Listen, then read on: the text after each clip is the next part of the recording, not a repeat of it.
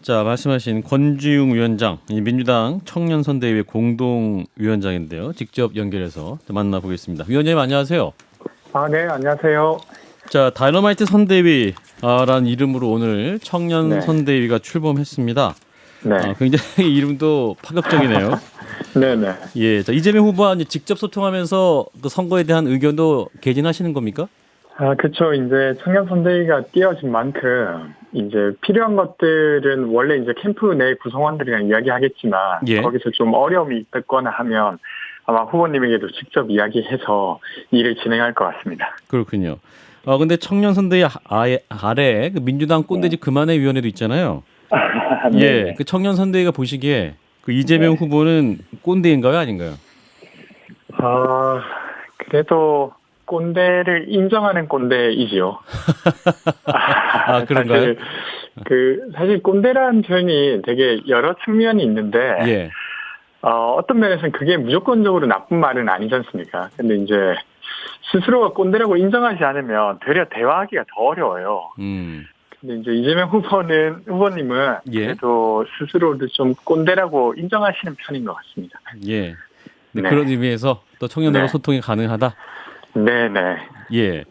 자, 이제 민주당의 꼰대 이미지 강하다는 거 이제 인정하시기 때문에 그런 위원회를 만드신 것 같은데 특히 네, 어떤 네. 부분에서 청년들이 그렇게 말을 했습니까?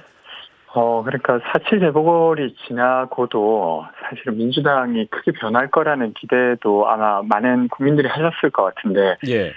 그 기대에 만족시켜드리진 못했던 것 같아요.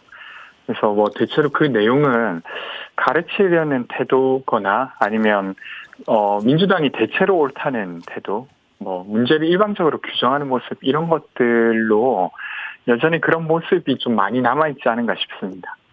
그렇군요. 지금 진중권 작가와 김성현 소장도 함께 네, 있는데요. 위원장님. 네, 안녕하세요. 예, 안녕하세요. 네. 예, 김성현입니다.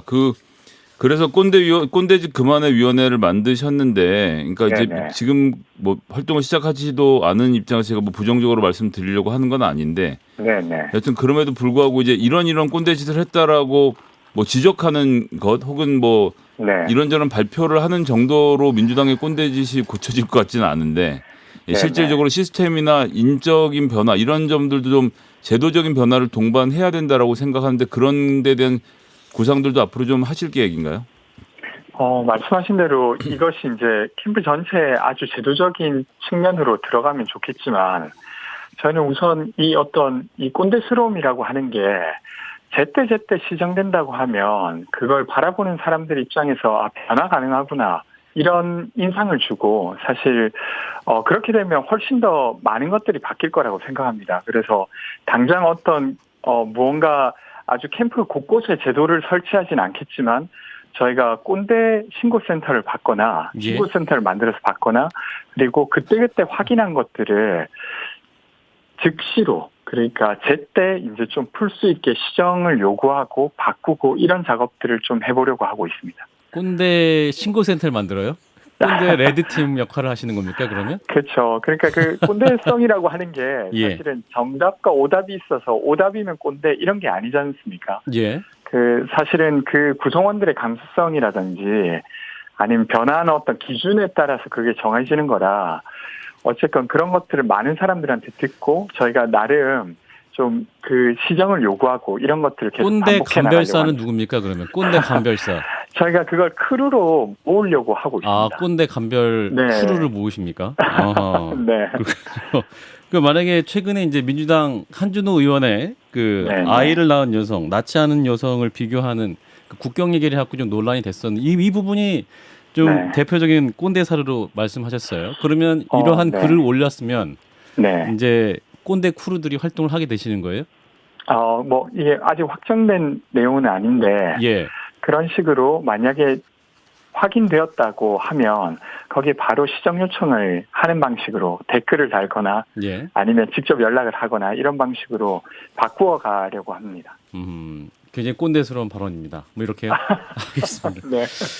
자, 그리고 남혐, 여혐 둘 다 싫어 위원회 이것도 만들겠다고 네네. 하시는데, 네네. 근데 이제 강민징 청년정의당 대표 이렇게 지적했어요. 그 여성 혐오는 여성의 낮은 경제적 지위 그리고 사회 전반적 성차별 인식이 있어서 이게 네. 사회 구조적 현상인데 그 남염은 그런 현상은 아니다. 그 남염과 네. 여염을 동일선상에서 비교하는 건 옳지 않다 이렇게 지적을 했습니다. 어떻게 답하시겠습니까? 저는 한국 사회에서 사실은 차별의 무게는 다르다고 생각합니다. 성차별에 있어서도. 그러니까 한국 사회 전체로 봤을 때 여성의 겪는 차별이 남성에 비해 크다고 전 동의하고요. 그 예. 부분에 있어서 강민진 대표님의 앞부분의 말을 동의하고, 근데 그렇다고 해서 혐오의 무게가 다르다라고 주장하는 부분은 예. 저는 조금 동의하기 어려워요. 그래서 저희가 사실은 근데 이것을 이야기했던 건, 남성 혐오도 여성 혐오도 아닌 우리가 겪고 있는 어려움 그 자체를 좀 보려고 노력하자는 게 이 위원회의 내용입니다. 그래서 사실은 어떤 남녀 차별의 무게가 같다라고 주장하려고 했던 것이 아니어서 예. 그런 부분을 더 이야기 드릴 부분은 없을 것 같습니다. 여기까지. 진 작가님. 네. 그 혐오라는 말을 잘못 이해한 것 같아요. 우리가 말하는 여기서 네. 혐오, 남혐, 여혐 할 때 혐오라는 네. 것은 우리가 일상적으로 나 너 싫어, 정말 혐오해 이런 게 아니거든요. 네. 사회 구조적인 차별을 말하는 거예요. 예를 들어 가지고 그 유색인종 차별이란 말은 있지만 미국에서 근데 뭐 유색인종들이 백인에 대해서 욕을 하거나 그럴 수도 있잖아요. 그럴 때 그걸 다 백인 차별이다라고 얘기를 하지 않잖아요. 사회 구조적인 네, 네. 조건이 없잖아요. 네. 그런데 그런 인식이 없고 남혐 여혐을 같이 묶어놓게 되면은 사실상 이 성차별의 구조 자체가 이 표현 자체가 성차별의 구조 자체를 갖다 은폐해 버리거든요. 그럼 뭐 홍준표 후보가 하는 얘기지 않습니까? 페미니즘이 아니라 휴머니즘이다. 근데 페미니즘이라는 게 왜 나왔냐면 당신들이 말한 휴머니즘에서 그 휴머니 알고 보니까 남성뿐이더라. 이것 때문에 페미니즘이 나온 건데 다시 그걸 갖다 차이를 갖다 없애버리는 것이 이게 올바른 것인가 공당에서. 네네. 물론 그런 어떤 지적이나 비판을 저희가 앞으로 다른 활동을 할 때는 또 고려해서 하도록 하겠습니다. 근데 저희가 사실 좀 강조하고 싶었던 것은 예를 들면 여성이나 남성이냐 아니면 20대냐 30대냐로 나뉘어서 4개의 칸을 놓고 여기에 누가 더 이 사람들을 설득하려고 하면 어떤 의제가 중요하냐 이런 식으로 질문하는 것이 공론장에 훨씬 더 크게 차지하고 있다는 문제인식이 있었습니다. 예. 근데 특히나 그것이 이제 혐오적 표현으로 드러날 때는 많은 시민들이 그냥 그 단어 몇 개만 듣고도 그 공론장을 참여하고 싶지 않은 상황도 사실은 있었거든요. 그래서 그런 어떤 표현들을 좀 제쳐놓고 그런 사유나 이런 것들 좀 제쳐놓고 진짜 우리가 2022년에 새로 만들 정부에 우리가 해야 될 이야기들을 좀 나눠보자. 그래서 오늘 기자회견에서도 사실은 예를 들면 목돈이 없으면 주택 청약이 당첨돼도 그 주택을 살 수 없어요. 그리고 맞벌이 부부들이 겪는 어려움이라든지 아니면 비정형 노동자가 겪는 어려움 이런 것들을 좀 더 이야기하는 시작점으로서 이 위원회를 만들었다고 말씀드리고 싶습니다. 근데 그것은 이제 2030 남녀 일반의 문제고요.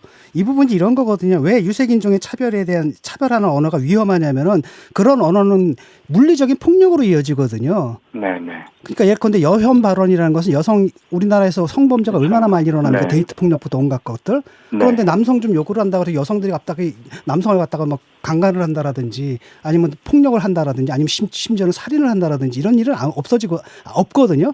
이런 구조적인 차별에 대한 인식 자체를 갖다 이 표현으로 슬쩍 가려버리는 것이 과연 올바른가? 네네. 그런 지적을 제가 하는 겁니다. 그렇죠. 그 부분에 있어서는 예를 들면 그것이 실제 한국 사회 삶에서 시민들 위협하는 정도가 다르다는 것은 동의합니다. 그래서 이제 제가 차별의 무게가 다르다라고 생각한다고 말씀드린 건데, 근데 어쨌든 저희가 요 위원회를 통해서 조금 만나고자 했던 시민은 그 혐오적 어떤 언어나 이런 것들에 조금 지친 분들에게 말 건네기 위한 것이라고 이해해 주시면 좋겠고, 이것이 혐오를 아주 동등하게 만들었다 이렇게는 이렇게 의도했던 건 아니라고 말씀드리고 알겠습니다. 그 지쳤다는 분들이 가장 큰 네, 문제가 뭐냐면 여성 혐오 발언을 갖다 가장 적극적으로 하는 분들이거든요. 그 2030 중에서 예를 들어 가지고 근데 문제는 뭐냐면 후보께서 페미니즘의 광기를 멈춰라 뭐 이런 글들을 갖다가 자기 페이스북에 올려가지고 링크를 걸어놓고 모두 다 돌려보라 뭐 이런 식으로 얘기 나온단 말이죠. 이건 제가 볼 땐 굉장히 위험한 거 아닙니까? 저는 근데 이제 지쳤다는 분들이 모두 아주 어떤 여성 혐오적인 표현을 쓰는 사람이라고 규정하는 건 좀 적절하진 않다고 생각하고요. 제 주변에도 꼭 그런 표현을 쓰지 않더라도 어떤 언어에 아주 예를 들면 그냥 진전머리를 내는 친구들도 많이 있어요. 그래서 그런 분들에게 어떻게 말을 걸 건가 고민하다가 이런 고민들을 한 거라고 이해해 주시면 좋겠습니다. 알겠습니다. 그런데 예를 들어 가지고 교수님 시간이 거의 없어서요. 여성들은 평소에 일상적으로 그런 표현을 듣고 잘하거든요. 근데 그런 네. 여성들의 목소리는 귀를 안 기울이고 누가 더 심한 말을 듣겠습니까? 상식적으로. 근데 이 위원회를 만든 것 자체가 예를 들면 더 위협적인 상황에 더 평균적으로 더 많이 노출되는 여성들의 이야기를 듣지 않겠다 혹은 아니면 덜 듣겠다라고 이해하실 필요는 없다고 생각하고 알겠습니다. 저희는 그걸 앞으로는 어떤 행위로 보여드려야 된다고 생각합니다. 알겠습니다. 네. 네. 위원장님 말씀 여기까지 듣고요. 나중에 한번 네네. 모셔서 스튜디오에서 또 말씀 나눠보겠습니다. 고맙습니다. 알겠습니다. 고맙습니다. 네, 민주당 청년선대위의 권지웅 공동선대위원장이었습니다.